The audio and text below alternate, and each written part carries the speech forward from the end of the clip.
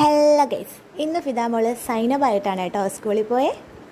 June 5 Basheer ദിനത്തോടനുബന്ധിച്ച് മോൾക്ക് കിട്ടിയൊരു സ്കിറ്റായിരുന്നു സൈനബ എന്ന് പറയുന്ന ക്യാരക്ടർ സ്കൂൾ സ്റ്റേജിൽ അസംബ്ലി ടൈമിൽ പ്രസൻറ്റ് ചെയ്യാനായിട്ട്.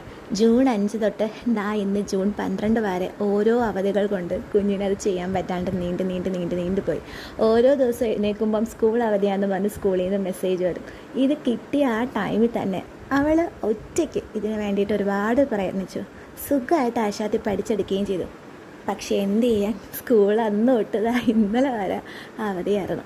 ഇന്ന് വളരെ സന്തോഷത്തിൽ എഴുന്നേറ്റപ്പോൾ ഞാൻ ചെറുതായിട്ടൊന്ന് പറ്റിക്കുകയും ചെയ്തു. ഇന്ന് സ്കൂളില്ലാന്ന്. പാവത്തിന് നല്ല വിഷമമായി.